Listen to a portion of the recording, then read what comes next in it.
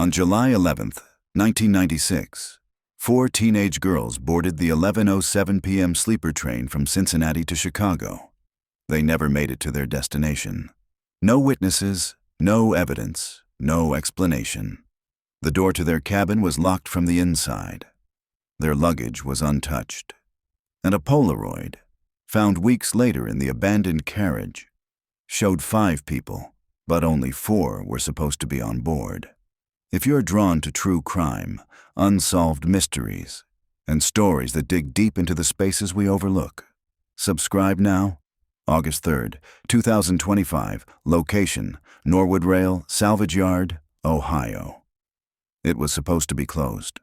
The sign said so, no trespassing.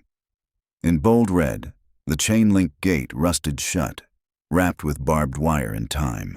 But the padlock wasn't locked, just looped. Joannovics, 31, stepped through the breach with a flashlight in one hand and a recorder in the other, the beam cutting through decades of industrial dust. The rail yard hadn't seen an active line in over 15 years. Nature had begun to retake what steel once ruled. Grass cracked through pavement, vines strangled abandoned cabooses, and graffiti wilted on sun-bleached metal. She'd followed a Reddit thread here. Deep dive rabbit hole, third-hand rumor, something tagged urban archaeology meets Midwest horror. She was a podcaster, or trying to be. 4 girls, 1 locked door, 1 missing carriage. That was the line that had hooked her. Joe had always been drawn to the kinds of stories that slipped through the cracks of official reports. Police files closed too soon, investigations that never made the news, voices that were never meant to be heard again. The train sat at the back of the yard, derailed and forgotten. A sleeper car, mostly intact but corroded at the seams. Its painted number had long faded, but the imprint still remained. Number 1066. She stepped closer. The metal under her hand was warm, unnaturally so. The door wasn't locked. Inside, the air was still and wrong, like a room that hadn't exhaled in years. Her light passed over bunk beds, peeling leather seats, a discarded deck of cards spread on the floor as if mid-game. A faint clatter echoed from the far end. She froze. Then, the sound again. A soft click. Her recorder, still running, caught a voice. Not hers. "We're not in the train anymore." The voice was low, female, and very close. And just as quickly as it came, it was gone. Joe turned to leave, but her flashlight flickered. In that half-second of strobing light, she saw them, 4 shadows, seated in the booth to her left, looking at her. And in the 5th seat, a man without a face. July 10th, 1996. Location, Fort Wright High School, graduation night. The night didn't feel like an ending. It was humid, electric, the kind of heavy Kentucky heat that stuck to your hair and curled it by the hour. The gymnasium buzzed with flashbulbs, collapsing folding chairs, mothers crying through camera lenses. Outside, kids leaned against their parents' cars, smoking menthols and talking about the future like it was a movie they hadn't seen yet. Amelia Glass didn't want to go home. She stood by the vending machines with her best friends, Rowan, Elise, and Maddie. The 4, as people called them, like they were one organism. They had different last names, different faces, but one laugh, one voice, one history that ran like a thread from grade school through to tonight. They'd made a pact sophomore year, in the back of the library during a study hall they never studied through. After graduation, we leave. Not forever, just one trip. It wasn't rebellion. They weren't that dramatic. It was more like a promise to themselves, one night when the world didn't belong to someone else. A train ride. Chicago was 8 hours away by rail. They'd picked the 11:07 p.m. sleeper for a reason. Cheap, quiet, weirdly romantic.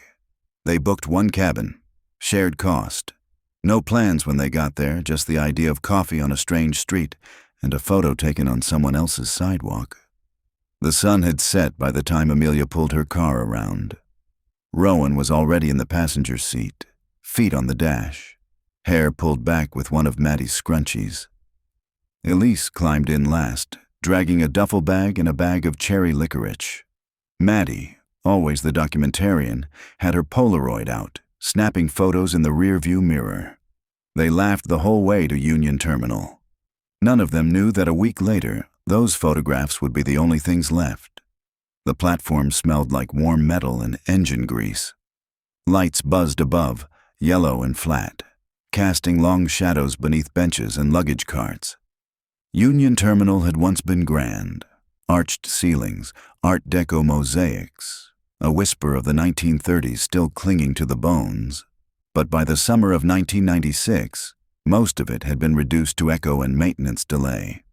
The girls didn't mind. This wasn't about glamour. It was about leaving. Amelia pulled the duffel strap tighter over her shoulder and turned in a slow circle, soaking it in.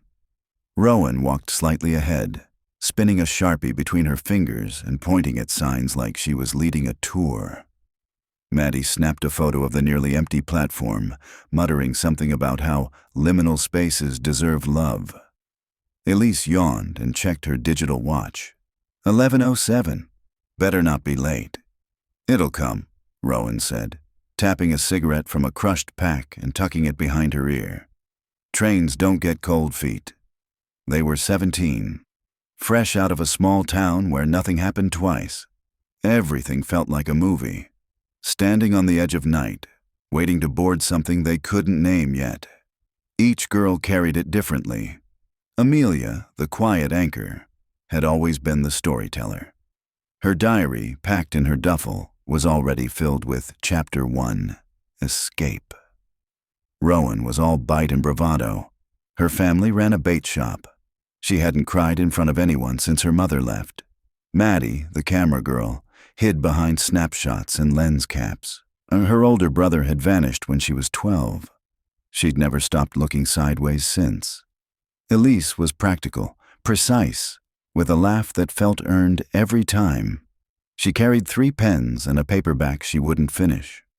None of them noticed the man watching them. He sat in the far corner of the platform, tucked into a bench near the vending machine, partially obscured by a pillar. His eyes never blinked when the station lights flickered. His jacket was too heavy for July. And when the 11:07 train began its slow crawl into the station, horn low and mournful, he stood, but he did not board. Inside, carriage 6. The conductor punched their tickets without looking at their faces. Compartment 6B, he mumbled, then louder. Stay seated while the train is in motion. Cafeteria car closes at 1. Carriage 6 was half empty.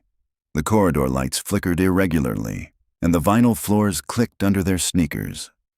The cabin was compact but cozy. Bunk beds, a fold-down table, small window. Amelia dropped her bag in the corner and sat by the window. Maddie pulled out her Polaroid and began documenting. Let's take one before we mess everything up. The flash was too bright in the small space. The photo developed slowly, colors bleeding into shape. The 4 of them, smiling. Maddie held it up and frowned. Wait, is that... Elise leaned over. Is what? Nothing, just a shadow. Maddie slipped the photo into her jacket pocket and didn't look at it again. 12:13 a.m. They were halfway between stations when the lights dimmed briefly, then surged back to life. Outside the window, only darkness. Maddie had drifted to sleep first, curled up on the top bunk with her headphones in. Elise lay opposite, reading under a weak yellow bulb. Rowan sat cross-legged on the floor, rifling through Maddie's camera bag for extra film. Amelia stared out the window. You ever think, she said, about how the world keeps going, even if you disappear? Rowan looked up. You mean, like, if you die? Not just that. Like, if we got off this train at some weird stop and never came back, what would change? My mom would kill me. They laughed. Elise threw a rolled-up sock at them. Amelia looked back at the window. Something flickered outside, brief, indistinct, like a light behind trees. But there were no trees, not for miles. "Did you see that?" "See what?" "Never mind." She pressed her hand against the glass. It was cold. 2:08 a.m. The conductor didn't remember seeing them after midnight. That's what he'd tell the police later. He had a logbook. He'd initialed their compartment. He'd walked by twice during his rounds. No sound, no movement. The porter on duty, Clarence Barnes, 67, working his last week, would tell a different story. He'd walked the car at 2 a.m. He remembered 6B. He remembered hearing a soft knock from inside. Not loud, just deliberate. When he opened the peephole, the lights were out. But there was something. A shape sitting at the small table. Not 4 girls, just one person. Facing the door. Smiling. He didn't open it. 7:13 a.m. Chicago Union Station. The train pulled in on time. Passengers disembarked. Porters began their checks. The sun cut through the station's ceiling glass in slanted beams. Compartment 6B was silent. The conductor knocked. No response. He unlocked the door. Inside, 4 duffel bags, a box of licorice, a Polaroid camera, lens cracked, resting on the fold-down table. Bunks slept in. A game of gin rummy in progress. Cards still fanned across the tabletop. 4 mugs, 3 full, 1 knocked over. But no girls. The door had been locked from the inside. No signs of forced exit. No luggage taken. No sound recorded on the car's interior microphone. Rowan, Elise, Maddie, Amelia. Gone. The compartment window was open a crack. Outside, the edge of the platform, 20 feet down. Far below, a janitor noticed something stuck between the rails. A piece of paper. It was the Polaroid from earlier. But now, there were 5 figures in the photo. Yulee, 11. 1996. Location, Cincinnati Police Headquarters, Missing Persons Division. Detective Daniel Ashford had been up since before dawn. By the time the sun slid over the horizon, warming the metal edges of downtown Cincinnati, his desk phone was already ringing. The first call came from a mother, then another, then another. 4 teenage girls. All gone, not late, not rebellious. Gone. They had boarded the night train to Chicago. The 11:07 sleeper, same compartment, verified. But somewhere between departure and arrival, something went wrong. By mid-morning, Ashford sat in his office, fingers steepled beneath his chin. The 4 missing persons reports arranged like a compass on his desk. His coffee had gone cold. They didn't just vanish, he thought. They slipped through something. Outside, the air buzzed with heat. Summer in the city always felt stretched, like time didn't move right. Everything slowed just enough for the strange to take hold. He'd seen it before, people who left behind everything except an explanation. But this was different. It felt clean, like someone had scrubbed the details before they even arrived. He started by calling Union Terminal. The voice on the other end belonged to Gina Reeves, Transit Security Supervisor, former Army MP, fast talker. She sounded alert, even through the static. "Yeah, we've pulled what we have. Not much, just exterior cameras and the conductor's logs. We're low on internal coverage. Budget cuts. I've got a cassette from Carriage 6's microphone. It ran the whole route." "Want it?" "Absolutely," Ashford said. "Anything visual?" "Not in that car. Only footage we have is of them boarding." "I'll come get it."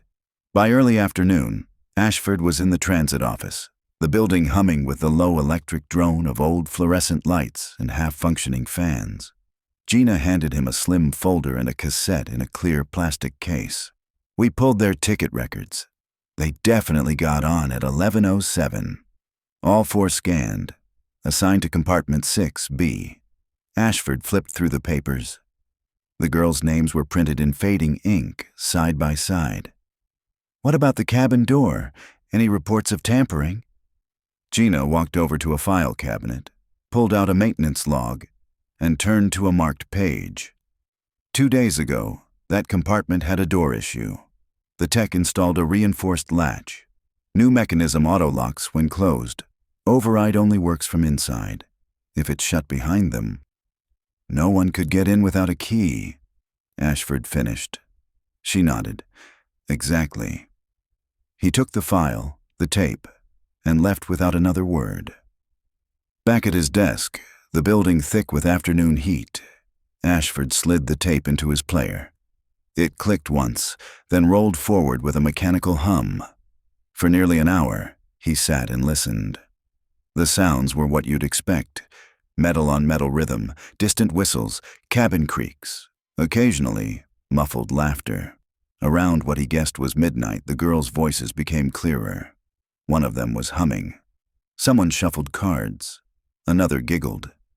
Ashford found himself leaning closer without meaning to.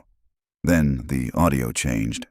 3 knocks, soft, precise, evenly spaced. Then stillness. He hit rewind, played it again. 3 knocks. A chill threaded down his arms. Later, he wasn't sure when. A whisper. Not urgent, barely above the static. "We're not in the train anymore." It was a girl's voice. The tone wasn't frightened. It sounded confused, almost calm. Ashford stopped the tape. He needed to talk to someone who'd been on that train. The porter was already waiting in interview room B when Ashford arrived.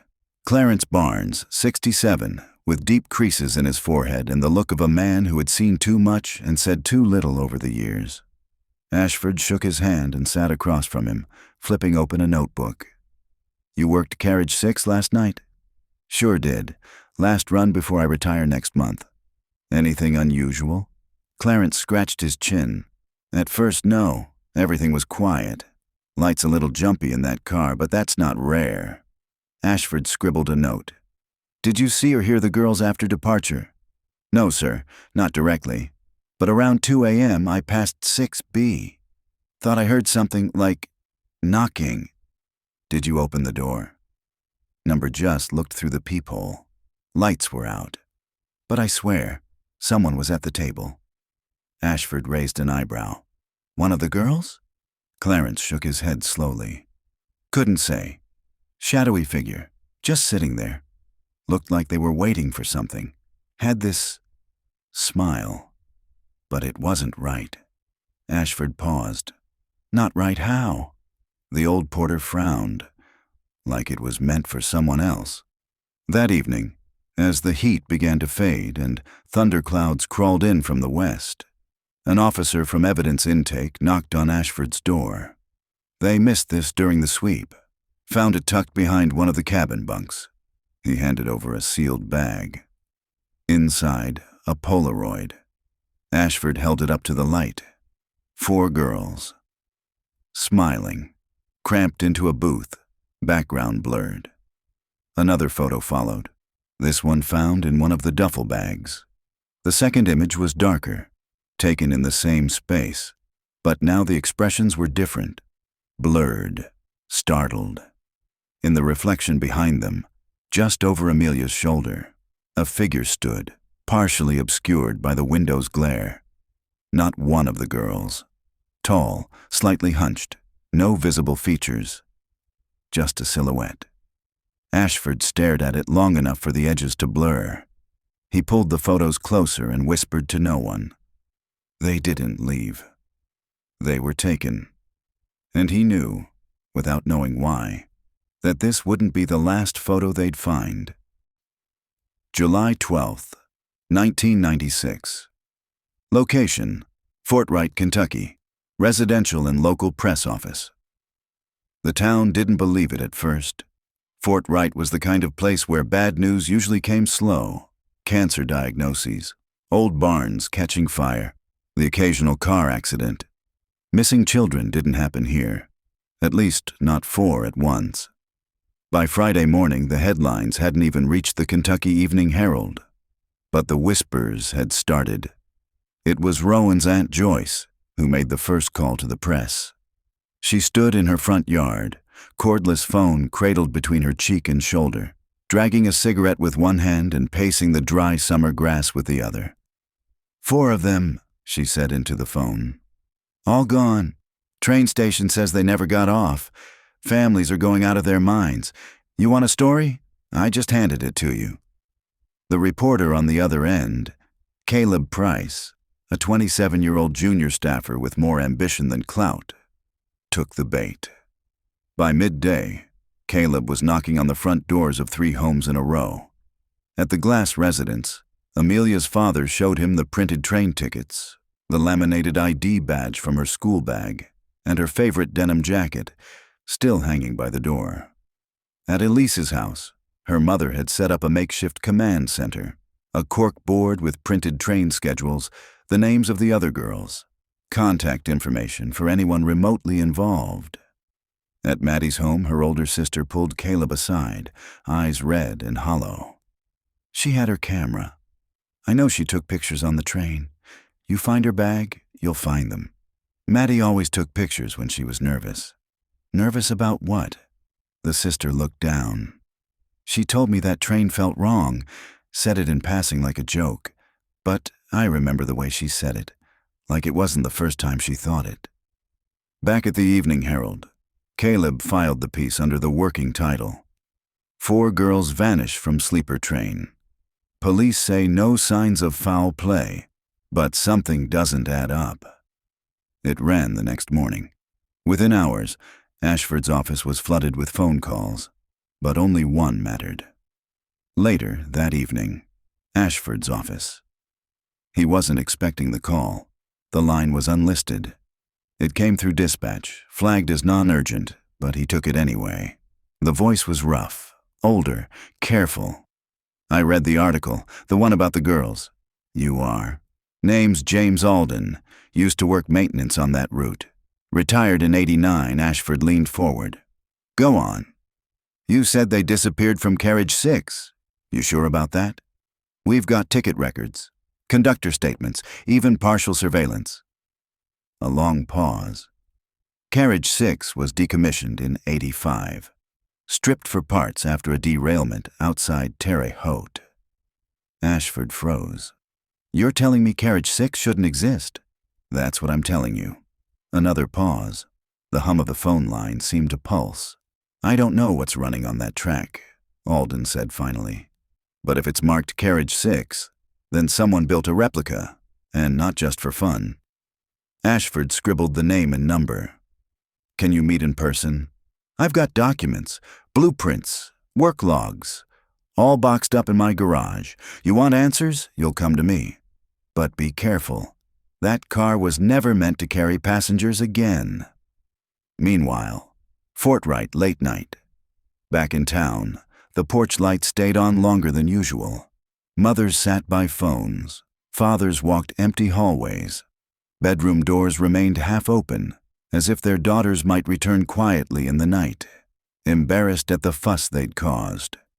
In the corner of Elise's bedroom, her journal remained untouched. In Maddie's, a stack of developed photos sat in a shoebox under her bed. In Amelia's, a cassette tape marked for Chicago playlist, played on loop until the batteries died.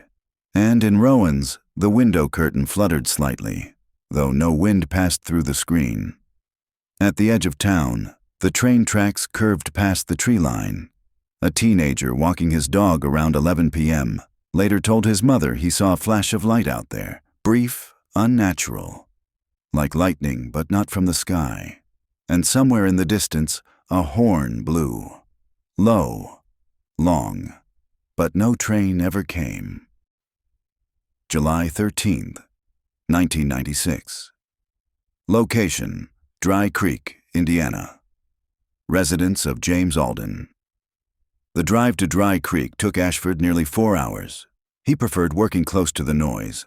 The hum of streetcars, the bite of coffee machines, the echo of police radios. Silence had a weight to it he never quite trusted. But Dry Creek had no choice in the matter. It was a town made of gravel driveways, overgrown porches, and houses that had leaned too long into their own shadows. James Alden lived alone, at the end of a dirt road that used to be a service path for the now-defunct Northern Central line. When Ashford pulled into the driveway, he saw the house was part workshop, part mausoleum. Wind chimes made from welded bolts hung over the porch. A rail spike was nailed to the mailbox. The man who opened the door looked older than his years. Grease still lined the creases of his hands. A burn scar curled from his jaw to the base of his throat. His eyes, however, were sharp. Hunter's eyes. "You're the detective," Alden said. "Not a question." "You're the one with the train that doesn't exist." Alden didn't smile. "Come on in." The house smelled like motor oil and yellowing paper. Ashford followed him through the narrow hallway and into a back room that looked more like a storage unit than a living space. Dozens of boxes, each labeled by year, were stacked around an old drafting table. Alden waved a hand at a box marked 1985-6 series. "Everything I have on Carriage 6 is in there. That car was part of a pilot program. Never went public." Ashford raised an eyebrow. "A pilot for what?" "Containment design," Alden said. "Spatial dampening." He opened the box, pulling out a blueprint, wide and fragile, the corners crumbling. "We called them soft compartments. The idea was to build cabin interiors that isolated vibration, sound, even movement. For comfort? That's what they told the contractors, but we knew it was more than that." He laid the blueprint flat. The carriage layout looked normal at first glance. Berths, fold-out tables, lavatories. But toward the center of the diagram, a box was drawn with dotted lines and labeled Compartment 6B, Experimental Fit. 6B had one of the first installs, layered steel with ceramic and lead panels, built-in field dampeners. Problem is, the test runs showed weird effects. What kind of effects? Spatial disorientation. Crew members reporting longer than expected walks between compartments. One guy swore the window showed scenery that didn't match the timetable. Alden pulled out a photo. Black and white, grainy. It showed the interior of a train cabin, but something was wrong. The bunk angles looked distorted, bent inward, as if space itself had warped around the frame. This was taken with a fisheye lens, but it wasn't supposed to be. Ashford studied it closely. "You're saying the car distorted light? Light, sound, perception, maybe more. Why build it at all?" There were rumors. Quiet funding, defense contractor connections. Some said they were testing passive containment fields to hold subjects or passengers. Ashford raised a brow. "Prisoners?" Alden didn't answer. In '85, Carriage 6 derailed outside Terre Haute. No fatalities, but the incident report blamed a signal issue. He paused. "I was there. I helped pull the panels apart, and what we found inside 6B, I've never talked about it." "What did you find?" Alden hesitated, then slid another photo from the file. This one was in color. It showed a handprint, but not painted, not natural. Embedded in the wall panel, not pressed onto the surface, molded into it, as if the material had softened just long enough for someone to reach through it, and then hardened again. "We weren't allowed to document more. They sealed the report. Scrapped the car. Or so we thought." Ashford set the photo down. "Someone rebuilt it." "No," Alden said. "Someone replicated it, probably from the original specs, but 6B's design was flawed from the start. It doesn't just hold space, it bends it, warps time, maybe even memory." "You really believe that?" "I believe 4 girls are missing, and you found a Polaroid with a 5th person in the picture." Later, back in the car, Ashford sat behind the wheel, hands idle on the steering wheel, the photos and files stacked on the passenger seat beside him. He didn't turn the ignition. He stared ahead, into the trees. Something had shifted in the investigation. It was no longer about a disappearance. It was about what happens when you put people in a place that was never meant to hold them. He glanced down at the photo again. The silhouette in the window didn't look like a person caught by accident. It looked positioned. That night, a storm rolled in over the Kentucky hills.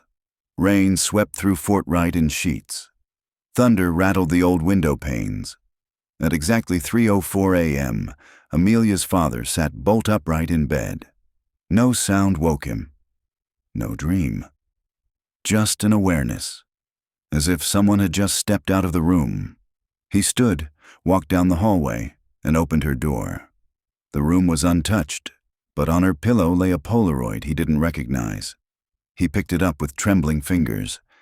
It showed her, Amelia, seated at a train table, looking directly at the camera, eyes wide, mouth slightly open, and just behind her shoulder, a hand, not resting on her, not touching, just hovering inches from her neck. July 14th, 1996. Location, Union Terminal, Cincinnati, Ohio. The rain had stopped, but the station still smelled like wet concrete and old electricity. Ashford stood beneath the main rotunda of Union Terminal, watching the morning sun press itself through high, stained glass windows. The terminal was quieter than usual, though the steady sound of mop buckets and rolling luggage hinted at life. It was an ordinary place, pretending it hadn't been touched by something strange. He didn't come back for paperwork. He needed to see the space again, feel it, hear the shape of the silence in the corridors, in the service tunnels. The case had stopped being about timelines. It had started asking different questions, about space, about absence, about what isn't supposed to be there. David Kelso met him near the station's side entrance with 2 security staff in tow. He carried a clipboard but didn't seem eager to use it. "I've already sent you everything," he said. "You did," Ashford replied. "I'm not here for footage. I'm here for what didn't make it into the footage."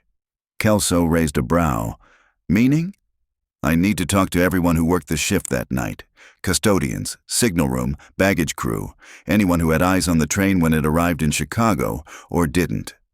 Kelso didn't argue. He made a call, gave a few clipped orders, then pointed Ashford to the lower levels. One of the older janitors, a man named Omar Willis, had been there. Still worked odd hours. Still took his coffee black and unsweetened, even in July. Ashford found him on his lunch break in the staff lounge, standing by the window, arms crossed like he'd been waiting. "I gave my statement," Omar said. "Didn't leave anything out." Ashford nodded. "Just want to hear it directly." The janitor stayed quiet a moment. Then, "I clean the same way every night. Back to front. That's my system. On the morning the girls went missing, I walked the train like usual. And I hit carriage 5, then I should have seen 6, but it wasn't there." Ashford frowned. "You mean it was missing?" "Gone. Just wasn't attached. I thought maybe someone detached it early for maintenance or something, but I checked the schedule. Nothing about a pull." "What happened next?" "I kept walking, came back maybe 20 minutes later, and there it was, carriage 6, just sitting there, like it had been there the whole time." Ashford studied his face. No hesitation, no embellishment. "You sure?" "I know what I saw." The janitor turned back toward the window, then added, almost as an afterthought, "There was a smell too, like burned wiring. You ever smell a socket short itself out, like metal and ozone? Inside the carriage? Number just standing near it." Then it faded. Ashford wrote that down and thanked him. As he climbed back up the stairs into the main concourse, he found himself walking more slowly, ears tuned to something beneath the usual rhythm of the terminal. Somewhere beneath the footsteps, beneath the rustle of luggage and the sharp voices of travelers, he felt it again. That unnatural stillness, just under the surface. Back in the archives, Ashford asked to review the route schematic again. Gina Reeves pulled it up for him on an old light box. Standard northbound path. Departed Cincinnati at 11:07 p.m., passed through Lexington, Louisville, Indianapolis. Arrived in Chicago at 7:04 a.m. Except, according to the data logs from the engine car, The full trip lasted 9 hours, not 8. Gina frowned at the screen. Could have been a delay, she offered. Freight interference, signal pause. There's nothing in the logs, no deviation reports, no unscheduled stops. She leaned in. You're saying we lost an hour. I'm saying no one accounted for it. The conductor's notes are clean, too clean maybe. No mention of minor anomalies. No mention of passengers from 6B Ashford stared at the timetable again, then at the highlighted stretch between Indianapolis and the Chicago arrival. This segment, he said, between 2:12 and 2:42 a.m., there's no activity, no speed logs, no signal confirmations. It's like the train went dark. Gina slowly sat back in her chair. Where the hell was it? He didn't answer. He didn't know how to. That night, just after 10 p.m., a mail clerk found a manila envelope sitting in the lost and found. No postage, no sender, no instructions, just a single word written on the front in dark red ink. Ashford. He brought it to the precinct immediately. Ashford opened it under supervision. Inside was a Polaroid, undated, unlabeled. But it showed the same 4 girls seated around the small table inside their train compartment. Amelia leaned forward, lips parted as if she'd just been speaking. Elise looked like she was about to laugh. Maddie was half turned toward the window. Rowan held up a deck of cards. It wasn't any of the Polaroids already in evidence. The framing was different. The moment captured felt less posed, more candid. Less like a memory and more like a witness. But that wasn't the part that caught his attention. Behind the girls, through the compartment window, was a train platform. Not Cincinnati, not Chicago, older, stone columns, wood beam ceiling, iron railings, the kind of architecture you'd find in a century-old European town. A sign hung above the platform, partially obscured, the words blurred, but clearly not English. At the edge of the platform, a clock. 2:21 a.m. Ashford turned the photo over. On the back, in faint pencil, this was the stop. He stared at it for a long time, not blinking, not thinking, just feeling the edges of his certainty begin to fray. The platform didn't match anything on the route. He checked every small-town station, every private siding, every military spur. Nothing matched the structure in the image. Nothing even came close, which meant the photo had been taken somewhere, off schedule. Somewhere not marked on any map. And still, the train had stopped there. Back in Fort Wright, Rowan's Aunt Joyce sat up alone watching television with the volume low. The dog barked once, then went quiet. She muted the set. That was when she heard it. The sound of a train whistle, low, mournful. Not a recording. Not imagination. It didn't come from the old freight line past the quarry.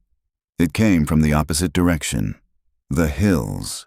She stepped out onto the porch barefoot, arms crossed against the chill, and in the dark above the tree line, she saw something impossible. One single carriage, moving without tracks, no locomotive. No sound but the wind. Lights flickering inside. As it passed behind the trees, she caught a glimpse of the last window. A silhouette stood there, watching. Then it disappeared into the trees, and the night went silent again. July 15th, 1996. Location, Chicago, Illinois. North Line Maintenance Depot. Ashford hated long train rides now. He hadn't taken a train since the case started, but something about the irony of boarding the same route, Cincinnati to Chicago, made his skin crawl. He opted for a rental car instead. 6 hours on the road, straight through. The trip passed in a kind of white noise haze. Farm country blurred past his windows. Every overpass looked the same. Every sign began to fade into the next. Somewhere around hour 4, he caught himself staring too long at the rear-view mirror. Not because of traffic, just the feeling. the sense of something following. He arrived at the North Line maintenance depot just after noon. The building itself was older than the station it served, a brick structure with a tin roof and chain-link fencing around its perimeter. The kind of place no one gave a second thought to. But Ashford had learned that secrets liked hiding in those spaces, in the margins, the unremarkable, the places no one bothered to check twice. A foreman named Walt DeLong met him out front, mid-60s, thin but solid. Ashford noticed he wore his name stitched into the chest of his coveralls, even though no one else was around. "You're the one asking about Carriage 6, Walt said. Not hostile, just tired. "I am," Ashford replied. "I need to see the original logbooks. From the morning of July 11th. "Figured. We don't digitize those. Too old school here." Walt led him through a double door and into the back office. "Honestly, I'd have tossed most of this stuff if it weren't for audit compliance." Ashford followed him past rows of filing cabinets and a wall calendar still turned to April. Walt opened one of the drawers, rifled through a stack of black and white logbooks, and pulled out a spiral-bound binder. "Here," he said, tapping the top of the page. "Arrival records for 7:04 a.m., July 11th. Ashford took the book and flipped to the final page. The handwriting was neat, dated, and initialed. Standard entries, carriage numbers, weight logs, brake pressure checks. Everything looked routine, until the bottom. A short line, written in a different hand. Less neat, as if hurried. 5 disembarked. 4 expected. No signature, no initials. Ashford stared at it. "Who wrote this?" Walt leaned over. "That's not my handwriting, not Ralph's either. We're the only two who work this section. No chance it was a third-party tech?" Number we had no contractors that week. Ashford held the book closer, scanning the ink. The pen stroke was dry, uneven. Older ballpoint. Whoever wrote this knew there were only 4 girls in that compartment. Walt frowned. "Then why'd they write 5? Ashford didn't answer. He copied the line into his notes, carefully, as if reproducing it might reveal something the original didn't. Later, in the maintenance lot behind the depot, he asked to walk the perimeter of the arrival track. Walt humored him, unlocking a rusted gate that hadn't squealed open in months. Ashford followed the rails on foot. Sunlight bounced off the steel. Weeds had grown tall between the ties. He passed the exact stretch where carriage 6 would have stopped, the spot where the compartment door would have opened, if it opened at all. There was no sign of disturbance, nothing to mark it from any other car's arrival. But halfway down the length of the platform, just before the service stairwell, he found something odd. A rail spike. New, untarnished. No rust, just placed there. He bent down to inspect it. It hadn't been driven in. It rested lightly on the gravel. He picked it up and turned it in his hand. Stamped into the steel were 3 digits. 221. He pocketed it without telling Walt. By evening, Ashford checked into a small downtown hotel with a sagging mattress and a window that didn't quite close all the way. He left the light on longer than usual. He laid the copied logbook entry on the nightstand. 5 disembarked. 4 expected. 1 extra. At 3:33 a.m., Ashford woke from a sound sleep, heart pounding. There had been no noise, just a presence. He sat up, sweating. His room was cold, too cold for mid-July. In the dim orange glow of the bedside lamp, something caught his eye. On the floor, just in front of the door, sat an envelope. Unmarked. He hadn't heard anyone slip it under. No footsteps in the hall. No rustle. He picked it up slowly. Inside, another Polaroid. Same compartment. The girls again. This time the angle was slightly different, lower from the hallway, almost like someone peering in through the open door. But there was something wrong. Amelia, Elise, Maddie, Rowan, present. But behind them, barely visible in the mirror above the sink, was a tall figure. Closer this time, more defined. You could almost make out a face, Almost, but not quite. He turned the photo over. No writing this time. Just a smear of what looked like grease, dragged by a thumb. Ashford stared at it for a long time, then got up and pulled the desk chair in front of the door. He didn't sleep again that night. July 16th, 1996. Location: Fort Wright, Kentucky. Maddie's bedroom. The bedroom hadn't been touched in 6 days. Dust settled in the corners. The bedsheets were still creased from where Maddie had folded them down. A dog-eared copy of Catcher in the Rye lay face down on the desk. Her camera bag sat in the corner, half-zipped, missing the Polaroid camera that had since become evidence. Maddie's older sister, Claire, stood just inside the doorway. She hadn't crossed the threshold since the day the phone rang. It felt like breaking something just to be in there. But that morning she'd gotten up before her mother, made coffee that she didn't drink, and come here. Because something was bothering her. She remembered Maddie talking the night before she left. Just snippets. I might record the trip, not on camera. Something more real. Claire didn't think much of it at the time. Maddie was always making audio collages. Ambient stuff. Tape hiss, background conversations, snatches of radio between stations. It was how she processed things. So Claire began to search. It took her 20 minutes. She found the cassette buried beneath the mattress, wrapped in an old concert flyer and a pair of headphones. Labeled in black marker, "Listen when I get back." She held it for a long time before calling Detective Ashford. By late afternoon, Ashford was back in Fort Wright. He'd driven straight through from Chicago without stopping. He hadn't even unpacked. The logbook was still in the passenger seat. The Polaroid from the hotel still in his coat. Claire met him at the door. "I didn't listen to it," she said.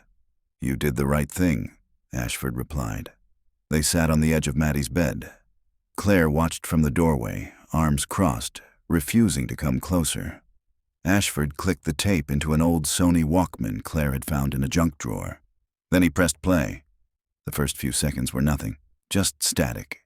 Hiss, the soft whir of the tape moving. Then, faintly, laughter. A voice. "Elise." "Is it recording?" Another voice. "Rowan." "Yeah, I think so. Hey, Maddie, this thing gonna steal our souls?" Maddie's voice came through next. "Only your bad side." The sound was muffled, echoing slightly, like it had been recorded inside the train compartment. He could hear the soft thud of movement, bags hitting the floor, zippers, the metallic click of the compartment door sliding shut. Then Amelia's voice, clear and steady. "Okay, so we're officially in motion. 11:13 p.m. We're somewhere near Newport. If this is our last recording, tell my parents I want my Walkman buried with me." Another laugh. Then quiet. The girls began chatting. Mundane things. What snacks they brought. What seats smelled weird. Maddie sang a few seconds of something unintelligible. Elise read out loud from a bad horoscope in a magazine. Then something changed. It was subtle. A kind of hum, faint but unnatural, like a low frequency beneath the normal cabin noise. Ashford adjusted the volume. The girls didn't seem to notice. Amelia. "Does it feel like we're slowing down?" Rowan. "Nah, you just got motion brain." Elise. "No, I feel it too." There was a pause, then the soft sound of cards being shuffled. Maddie. "Guys, did someone just walk past the door?" Rowan. "Porter, probably." Elise. "They don't come around this early." Amelia. "Guys." Silence. Then the knock. 3 soft knocks. Rhythmic, deliberate. Just like the ones on the microphone tape from Carriage 6. But now it was closer, sharper, as if whoever knocked had done it right beside the recorder. Rowan. "Did someone lock the door?" Maddie. "No, I didn't touch it." Elise. "Try the handle." Shuffle, click. Amelia. "It stuck." Then static again. Louder now, piercing. A sharp distortion like the tape was crumpling, but the Walkman kept spinning. And then, a voice. Not one of the girls. Not even human exactly. Low, like someone mimicking speech after years of silence. Still, slow, curious. You are not from here. Ashford's breath caught in his throat. On the tape, the girls didn't scream. They didn't say anything at all. There was just breathing. The kind that makes your own lungs tighten. Then the voice again.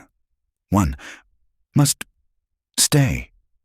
Claire turned away, covering her mouth. The tape warbled. Time skipped. Another sound, a high-pitched metallic scrape.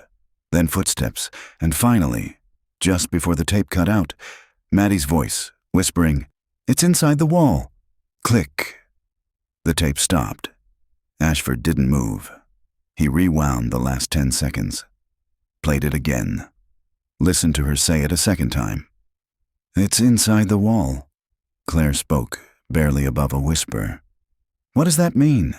Ashford shook his head. "I don't know yet." But something cold had settled into his spine.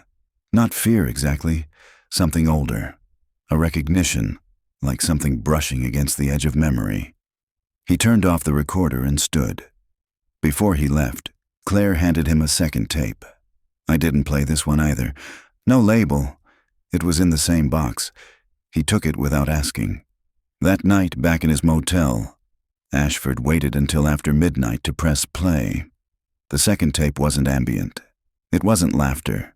It wasn't Maddie's voice. It was recorded silence. A stillness so deep, so perfect, that it made his ears ache.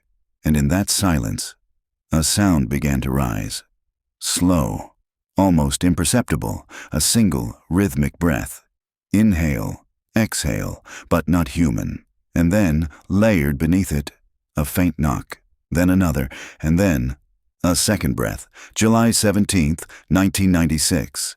Location, Northern Kentucky. Abandoned rail substation. It wasn't on any current maps.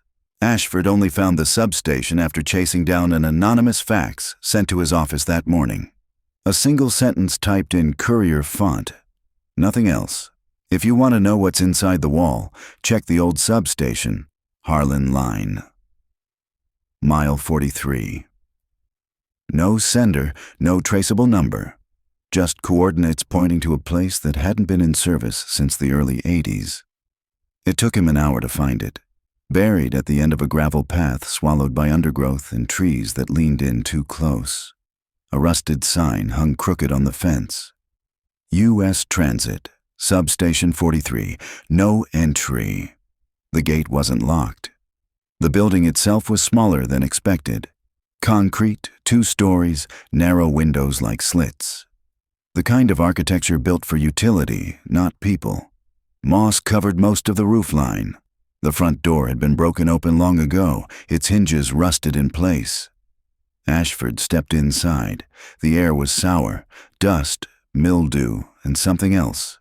Mechanical decay, the kind of smell that clings to old wires and burned circuits. He kept one hand on his flashlight, even though light streamed weakly through the broken windows. Inside, the building was silent except for the faint drip of water in the walls. A central corridor ran the length of the structure with branching side rooms, breaker control, line monitors, field routing. All stripped. Most of the panels were gutted, copper wiring stolen, papers gone. He was about to turn back when he noticed something odd in the far corner. A locked panel door. Unlike the others, this one was still intact. Painted red. Labeled Archive Engine P6B/22 SEC Access Only. He crouched.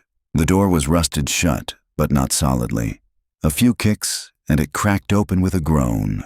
Behind it, a narrow stairwell descended into darkness. No lights, no handrails, just concrete steps choked with dust and spider webs. He descended slowly. The temperature dropped immediately. By the time he reached the bottom, it felt 10 degrees cooler.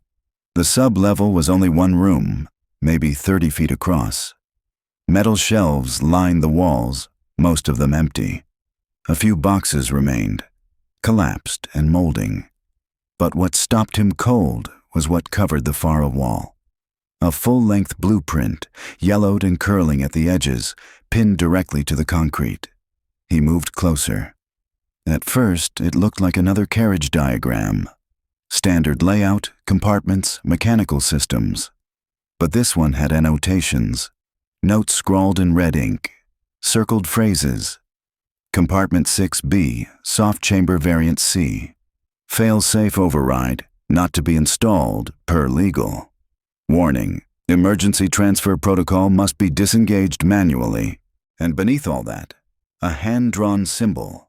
A square, inside a square, inside a circle. No legend, no explanation. Pinned next to the diagram, half torn, was a note.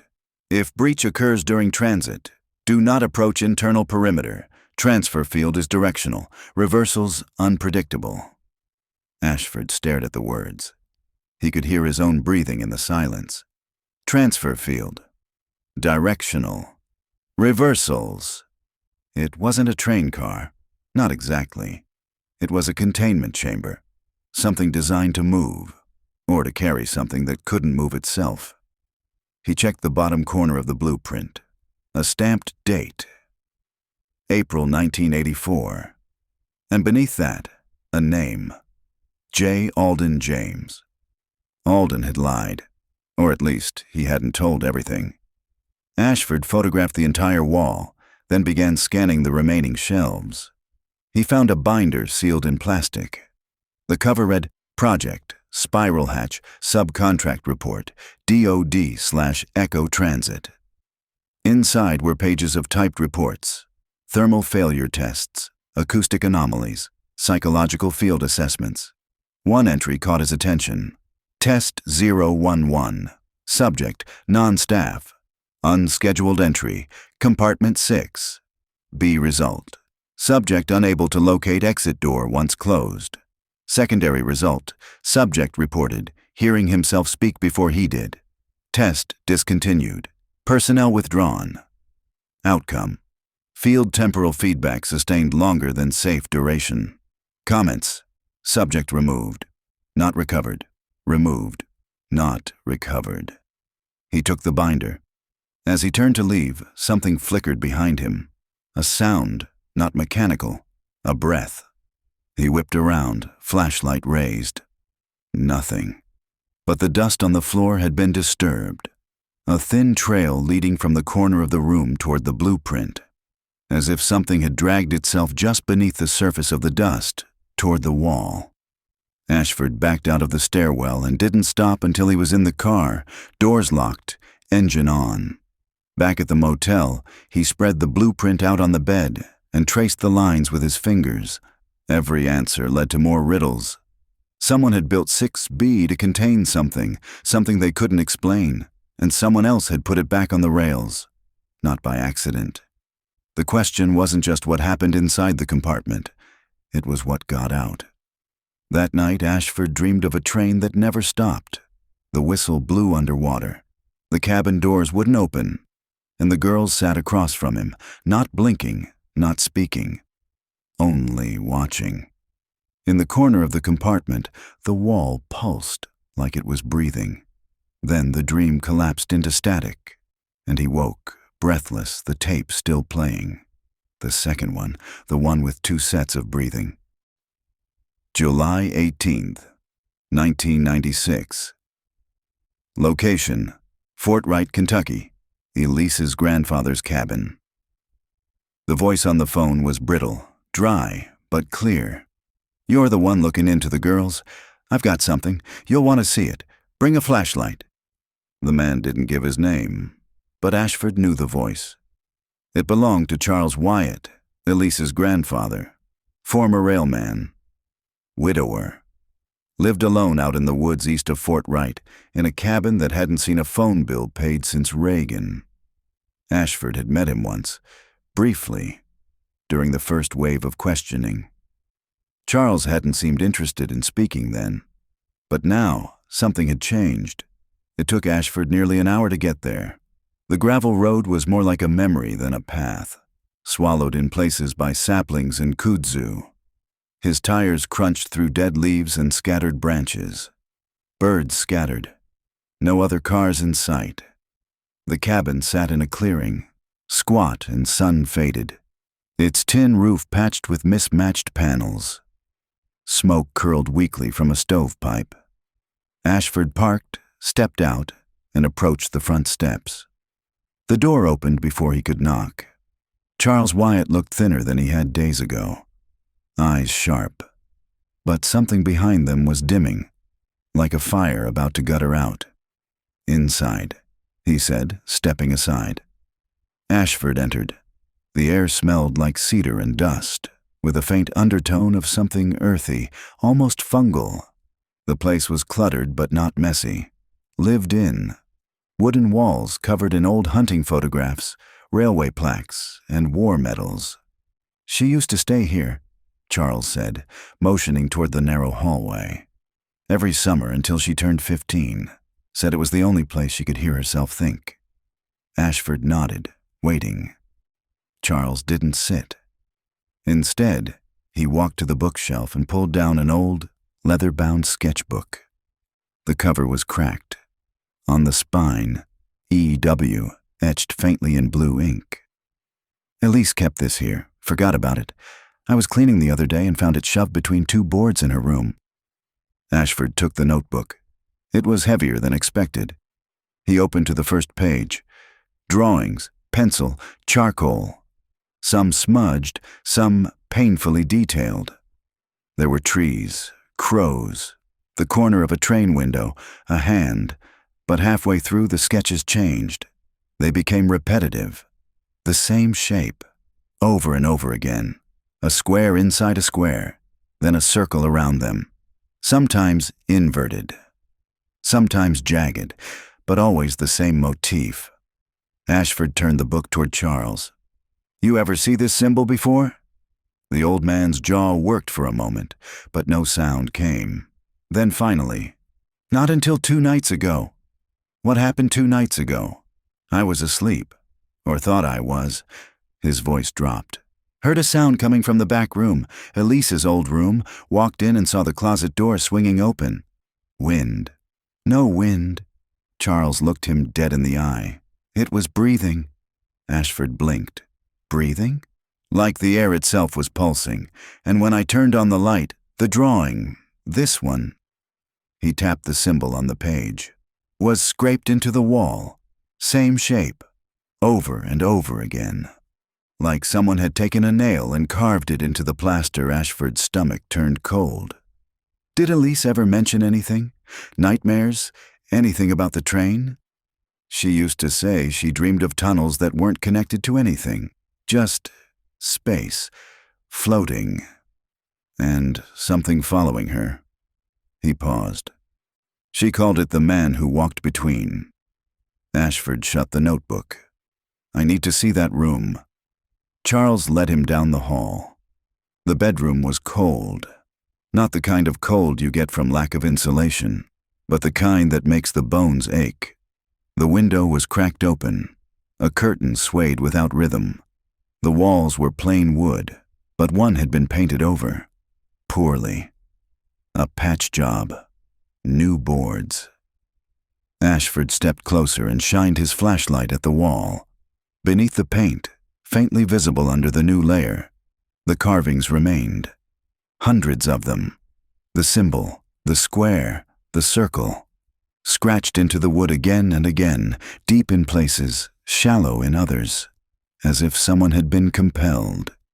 He touched one of the grooves. It was warm. He turned to Charles. "You didn't touch these? I painted over them, that's it." "Why?" "Because she told me to." Ashford froze. "Elise?" The old man nodded slowly. "In a dream. She was younger. Same as she looked when she left for that train. Said, 'It's not done with me yet. You have to bury it.'" Ashford stepped back. The cold in the room had shifted. It was deeper now. Not on the skin, inside the lungs. He opened the notebook again, flipped to the final page.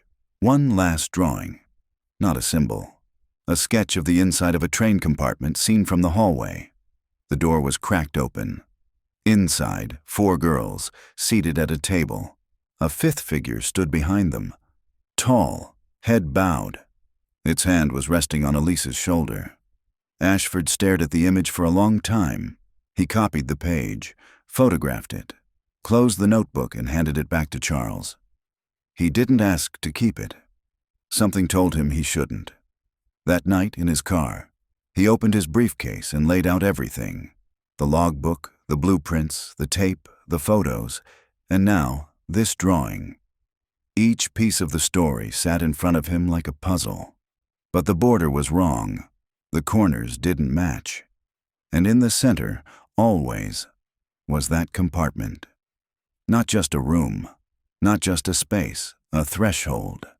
And whatever it was Elise saw in her dreams, it was still open. July 19th, 1996.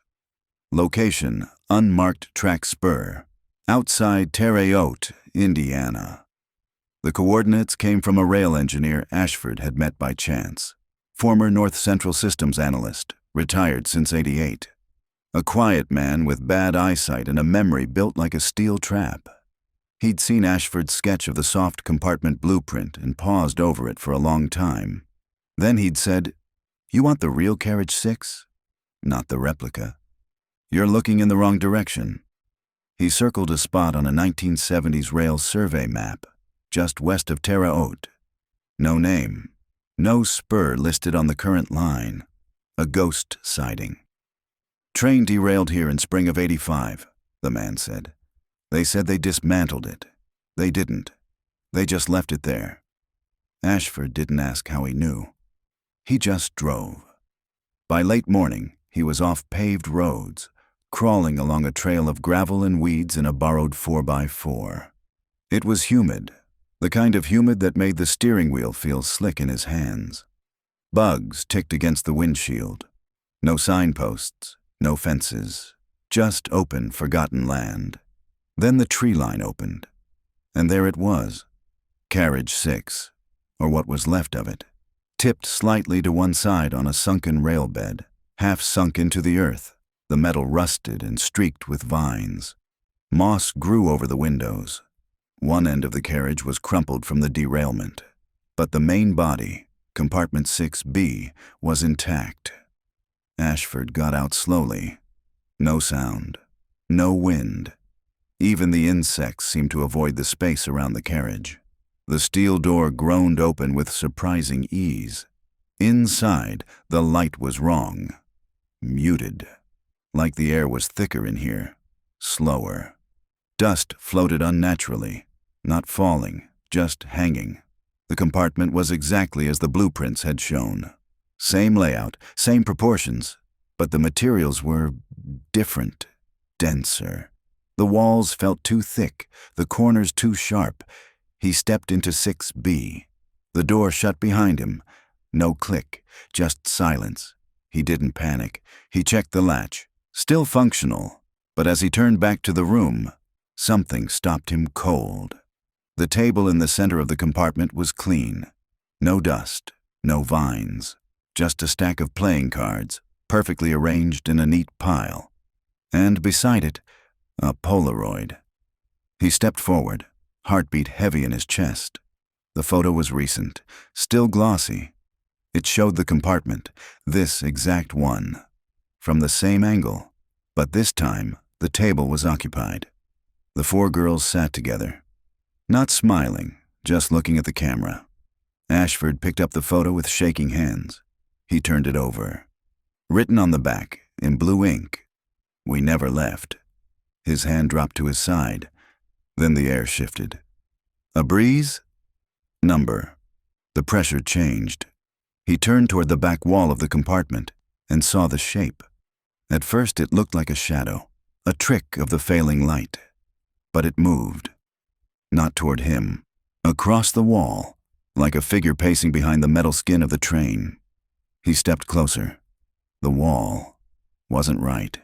It pulsed, faintly, like breath. And in that breath, a sound began to echo. A voice. Software, not feminine, not quite masculine either. Something old, He watches the watchers.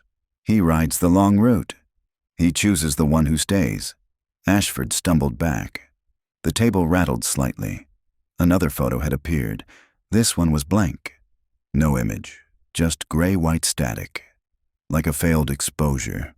But there was a handprint on it, pressed in what looked like ash, larger than human. He didn't wait. He turned, opened the door, and stepped out into the sunlight, lungs gasping for clean air. Behind him, Carriage 6 remained silent. But he knew something had changed, because when he looked back down at the photo in his hand, the one that had read, "We never left," the message was gone. In its place, a new one had appeared, scrawled hastily, almost shaking. "You brought it back." Back in Fortright, the sky cracked with dry thunder. Miles away, in Amelia's bedroom, her old tape recorder clicked on by itself. No tape inside, just the sound of knocking. July 20th, 1996. Location, Cincinnati, Ohio. Police evidence vault. The evidence vault didn't feel like a safe place anymore. Ashford had always found comfort in it. Clean, catalogued, predictable. Rows of files, boxed truths waiting for their turn in courtrooms. But today, when he entered the basement beneath the precinct, something felt off. The air was still, overpressurized. Fluorescent lights hummed too loudly. He checked in with the night clerk, who didn't even look up from his paper. "Room 3C, the man mumbled. "Under missing persons, July batch." Ashford nodded and stepped through the double doors. He walked past shelves of sealed cases, decades worth of lost guns, torn shirts, wedding rings never reclaimed. At the far end, against the concrete wall, sat the box labeled Car 6/Incident Files /0711-MP. It looked exactly as he'd left it. At first. He opened the lid. The cassette tapes were there, the Polaroids, the logbook copy. But one thing was gone. Elise's drawing, the one from her grandfather's cabin, the sketch of the girls with the fifth figure behind them. Ashford dug through the files again. Nothing, no trace, no misfiled envelope, no log of it being removed. He asked the night clerk, who checked the register and shook his head.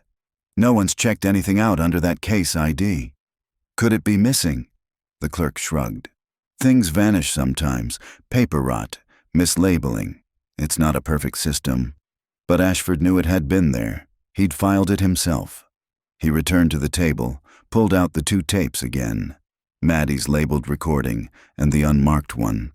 Something gnawed at the edge of his thoughts. He pressed play on the labeled cassette first. It started as he remembered.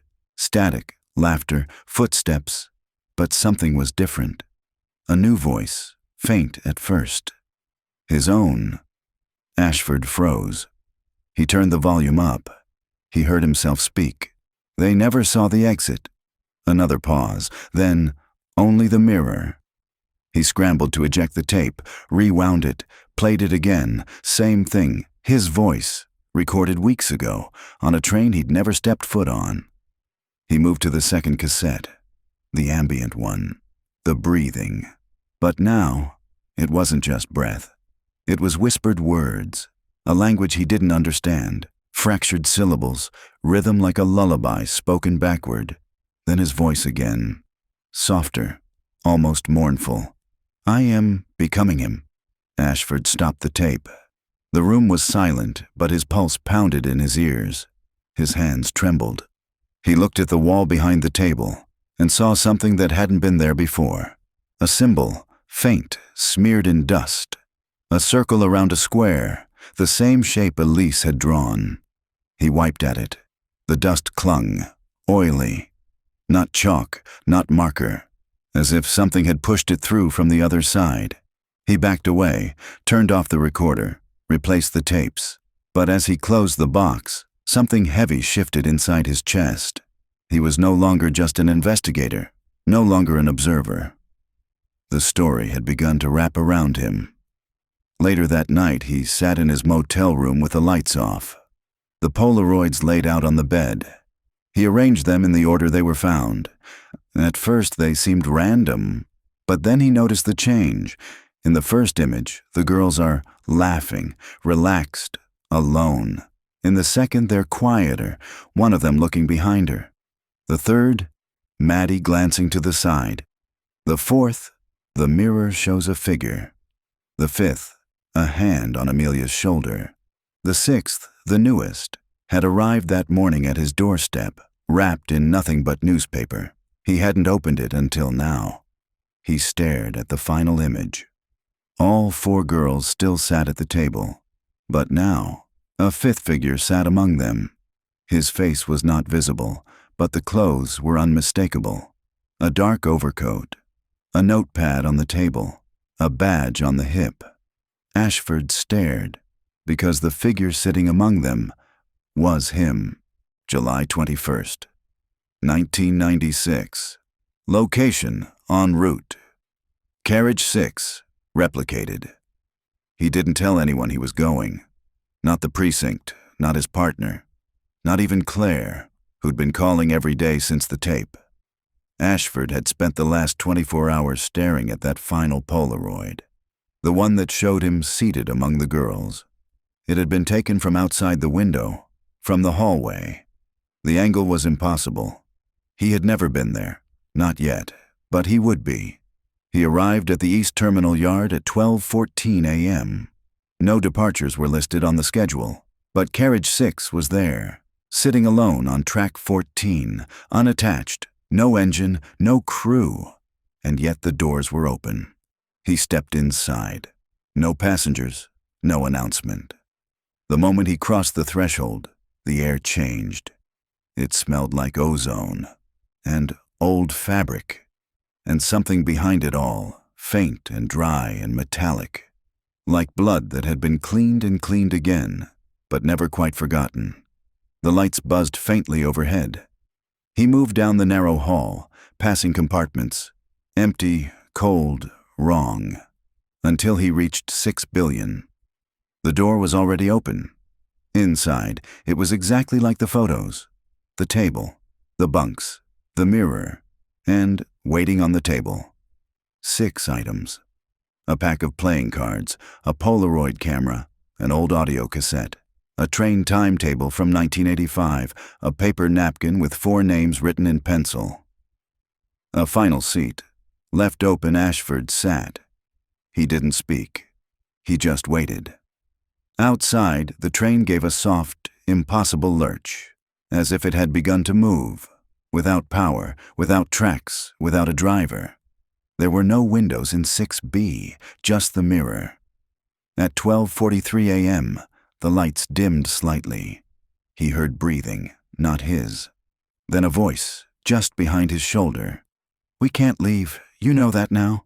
He turned. No one there. Only his reflection in the mirror.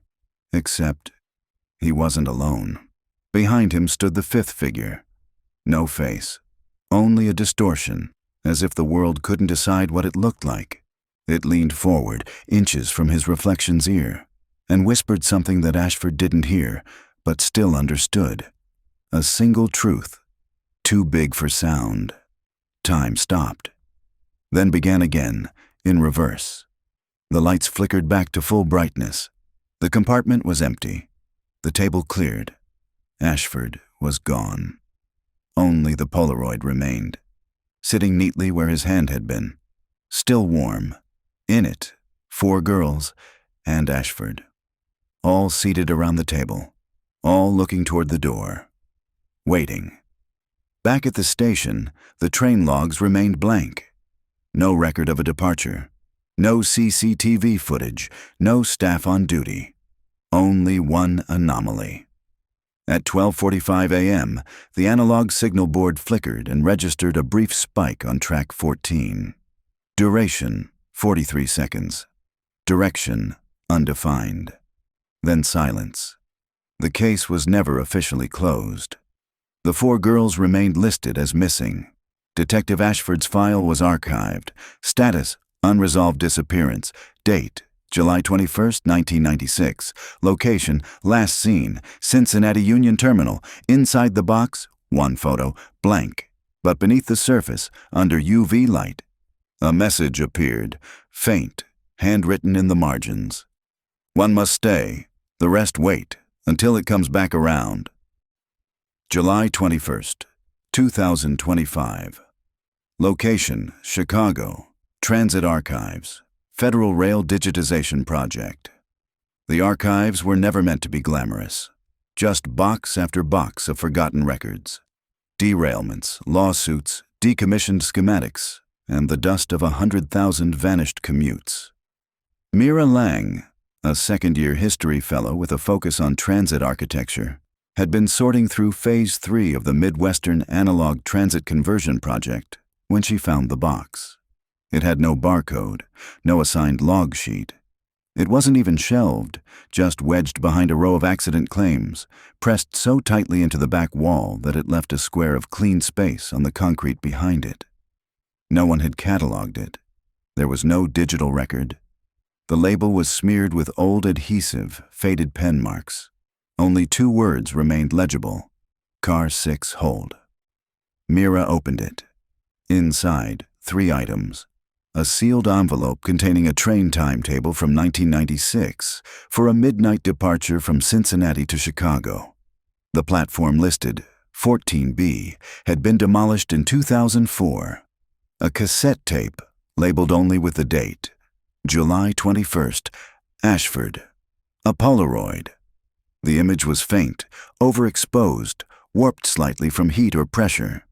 It showed 5 people inside a train compartment, 4 young women, 1 man. The man was seated nearest the mirror, his expression unreadable. On the back of the Polaroid, a note written in blocky script: "Do not digitize." Mira stared at the box for a long time before loading the cassette into the old playback unit near her desk. She had to press the play button twice before the machine caught. At first, static, then a voice. Clear, familiar, weighted by time. A man speaking slowly, precisely. If you're hearing this, you've found what they meant to leave buried. I'm Ashford, Detective Jonathan Ashford, Cincinnati PD, missing persons. Mira sat back, heart slowing. She'd read about the Ashford case, a footnote in an unsolved cluster. Disappeared during a train investigation. The girls had gone first. Then him. No leads, no evidence, just a note in the final report. Room 6B listed, but not present in train manifest. On the tape, Ashford continued. They said it was a carriage, but it wasn't. It was a mirror. Not of what you see, but of what waits to be seen, the tape hissed. It doesn't come for everyone, just the ones who can see the wrong shape in the right place, a door where there shouldn't be. And when it finds you, you'll feel it. A pause. Then, I've bought them time. That's all I could do. But it's still circling, still moving. There is no schedule. There's only the next stop. The tape cut out. Silence. Mira ejected the cassette and placed it gently back into its slot. She turned the Polaroid over again. Studied the faces. The 4 girls were never found. And Ashford was never supposed to speak again. That night, Mira dreamed of a train, empty seats, a slow hum, and through the window, a flicker of motion. A figure walking the length of the train from outside, head tilted, hand trailing along the glass, stopping at her window. Inside the dream, she turned away, but in the reflection, she saw herself still staring back.